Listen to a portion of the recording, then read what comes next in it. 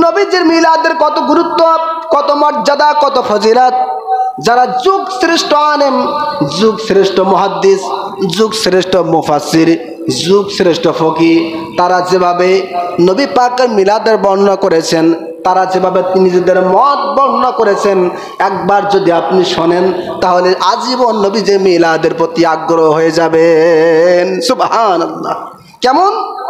হুসনুল মাকসাদ ফি আমালিল মাওলাদ এই কিতাবের মধ্যে ইমাম জালালউদ্দিন সুয়ুতী রহমাতুল্লাহ আলাইহি তিনি লেখেন, তিনি বলেন যে নবীজির মিলাদের আয়োজন করা, খতমে কোরআন করা, কোরআনের কিছু অংশ তেলাওয়াত করা, জিকির আজগার করা এবং নবীজির জন্ম বৃত্তান্ত আলোচনা করা এবং আলোচনা শেষে মানুষদেরকে মেহমানদারি করা, খাওয়ানো, তাবারক বিতরণ করা, এটা নিঃসন্দেহে পুণ্য এবং নেকির কাজ।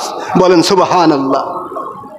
শুধু তাই নয়, আল ওয়াসাইলু ফি শারহে শামাইল এই কিতাবের মধ্যে তিনি আরো বর্ণনা করেন, যেই বাড়িতে মুসলমানেরা নবী পাকের মিলাদের আয়োজন করে ওই বাড়ির ওপর থেকে আল্লাহ রাব্বুল আলামিন বিপদ আপদ বালা মুসিবত থেকে হেফাজত করেন। সুবহানাল্লাহ। বিপদ আপদ বালা মুসিবত, এমনকি বিভিন্ন ধরনের আপনার মহামারী থেকে আল্লাহ পাক এই মিলাদের ওসিলায় তিনি হেফাজত করেন। বলেন সুবহানাল্লাহ। এই কথা কিন্তু আমাদের নয়, এটা বলেছেন ইমাম জালালউদ্দিন সুয়ুতী রহমাতুল্লাহ আলাইহি, যিনি তার ছোট্টবেলায় মাত্র 8 বছর বয়সে আল্লাহর কোরআনের হাফেজ হয়েছিলেন। বলেন সুবহানাল্লাহ। কয় বছর বয়সে? 8 বছর বয়সে তিনি আল্লাহর কোরআনের হাফেজ হয়েছিলেন।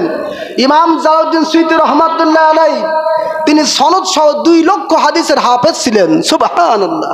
ইমাম জালালউদ্দিন সুয়ুতী রহমাতুল্লাহ আলাইহি তিনি 6 শতাধিক কিতাব লিখেছেন। সুবহানাল্লাহ। শুধু তাই নয়, ইমাম জালালউদ্দিন সুয়ুতী রহমাতুল্লাহ আলাইহি তিনি স্বপ্ন যোগে আমার নবীজিকে 75 বার দিদার পেয়েছেন। সুবহানাল্লাহ।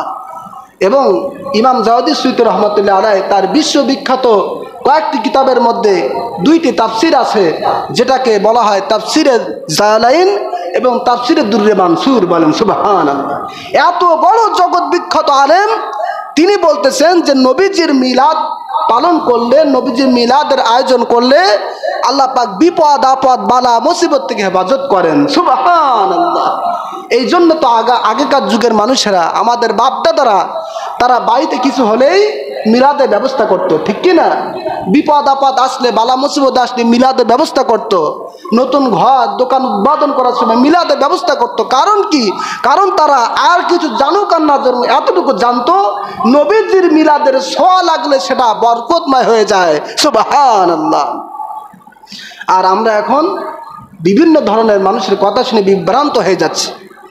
সম্মানিত হাজিরিন, এই পৃথিবীর ইতিহাসে জগৎ বিখ্যাত আরেকজন মুহাদ্দিস শেখ আব্দুল হক মুহাদ্দিস দেহলভী রহমাতুল্লাহ আলাইহি, যার নাম প্রত্যেকেই জানে, যাদের বিবেক বলতে কিছু রয়েছে, পড়াশোনা মোটামুটি জানে, তারা এই নামের সাথে একেবারে সুস্পষ্ট পরিচিত, ঠিক কিনা বলুন?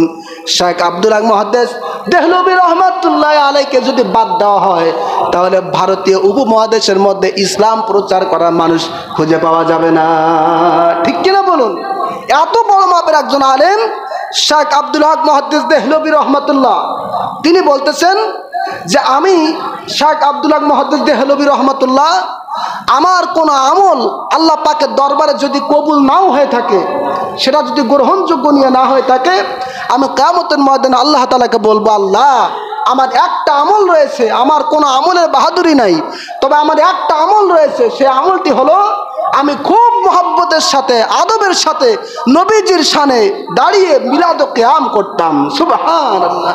হে আল্লাহ, আপনি আমাকে ক্ষমা করে দিন নবীজির এই মিলাদের ওসিলায়। সুবহানাল্লাহ। এটা হচ্ছে শেখ আব্দুল হক মুহাদ্দিস দেহলভী রহমাতুল্লাহ, যাকে বাদ দিলে ইসলামের অস্তিত্বই খুঁজে পাওয়া যাবে না। সম্মানিত হাজিরিন, তার সম্পর্কে মুজাদ্দেদ আল-বেসানি রহমাতুল্লাহ আলাইহি তিনি বলেন যে ভারতীয় উপমহাদেশে হিন্দুস্তানদের মাঝে হাদিসের বীজ যিনি সর্বপ্রথম বপন করেছেন তিনি হলেন শেখ আব্দুল হক মুহাদ্দিস দেহলভী রহমাতুল্লাহ। সুবহানাল্লাহ।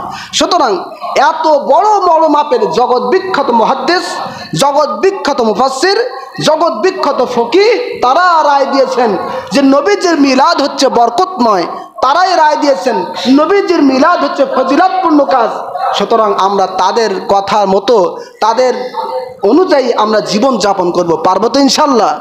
মহান আল্লাহ তাআলা যেন আমাদের সকলকে আজীবন মৃত্যুর আগ পর্যন্ত নবী পাকের এই মিলাদের সাথে, কিয়ামের সাথে জীবন যাপন করার তৌফিক দান করেন, এবং আকীদা নিয়েই, এই আকীদার ওপরেই যেন আল্লাহ পাক আমাদের সকলকে দৃঢ়ভাবে মজবুত রাখেন। বলেন আল্লাহুম্মা আমিন। আমিন। ওয়া আখিরু দাওয়ানা আনিল হামদুলিল্লাহি রাব্বিল আলামিন।